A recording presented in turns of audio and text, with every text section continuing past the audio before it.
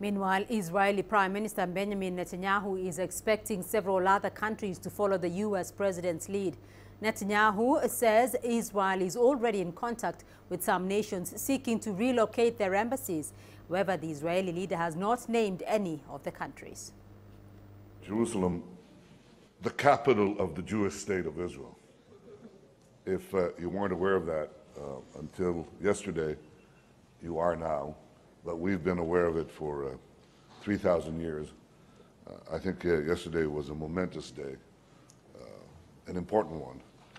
Jerusalem has an extraordinary history, and over the millennia, you can actually cite a few significant milestones. Yesterday's statement by President Trump, I think, is such a milestone. For more on that controversy, I'm joined by Matthew Brodsky, a senior fellow at the Security Studies Group and an expert on Middle East affairs. Mr. Brodsky, thank you for joining us on Africa Live. Now, what does the decision to recognize Jerusalem as Israel's capital tell us about President Trump's foreign policy? Well, it tells us that he's not interested in making the same mistakes over and over again that his predecessors have in the peace process, which means we've tried the exact same things over and over again, and it hasn't worked. It also shows a level of pragmatism from his perspective, in that this is going to unstick, hopefully, the Palestinian positions, many of which have been based on mythology, such as selling to their people that at the end of the agreement, they'll be allowed to have about 6 million refugees returned to Israel itself, or the idea that all of Israel, including West Jerusalem, will actually be free of Jews. That type of thinking really has stuck the Palestinian position, and they last walked away from the peace process in 2014.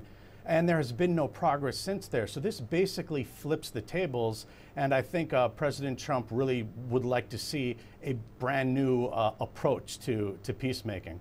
Well, we've seen a number of international leaders urging President Trump to rescind his decision on the status of Jerusalem. Is this an option if matters escalate further?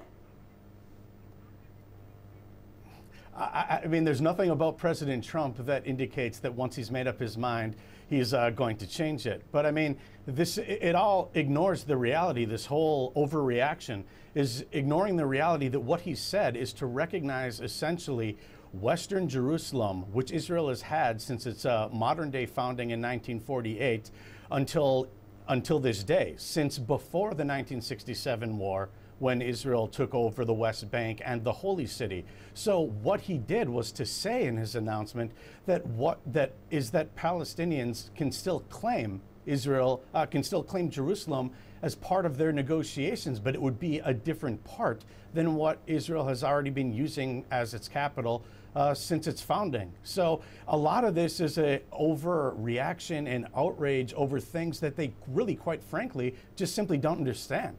So there may be an overreaction in your words, but given the almost global condemnation of Trump's decision, what measures can be instituted against the U.S. if this issue is raised at the UN Security Council? Well, look, the United States is a member of the Permanent Five at the Security Council, so there's really nothing that can be done. The same way that nothing could be done with Russia when they recently vetoed a resolution that would continue the investigation into its client, Assad's use of chemical weapons in Syria against civilians. So we know that people use their positions on the Permanent Five on the Security Council, and they can essentially do whatever they want. But again, President Trump has really no use for the United Nations. In his thinking, he doesn't believe in that globalist approach. He thinks that it's a very biased organization and has many reasons to believe so. So working outside of the United Nations is the approach he would want to take. Well, Matthew, the Arab and Islamic leaders have already unanimously rejected President Trump's decision there, but the reaction in Palestinian territories is already pointing as well to heightened instability for the wider Middle East region in the coming weeks. Is the U.S. really interested in a peaceful resolution of the Israeli-Palestinian conflict? I think very much they are, but I think, again, that they don't want to keep trying the same approach that has led to the same mistakes and the same impasse. And when it comes to the region, I mean, really, in Syria, you have, the mass genocide of about 500,000 people. You have Saudi Arabia and Israel already working together with a lot of other Sunni states to try to turn back Iran's encroachment into the Middle East. In Egypt, just last week, you had a ghastly terrorist attack claimed by ISIS against Sufi Muslims.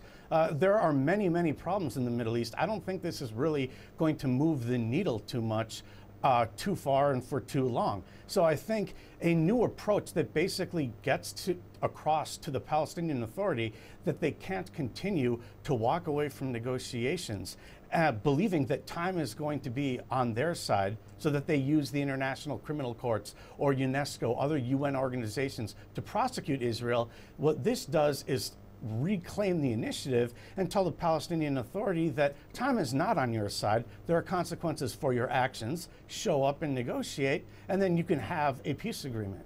All right, Matthew Brody joining us there from Washington. We'll leave it there for the moment. Thank you.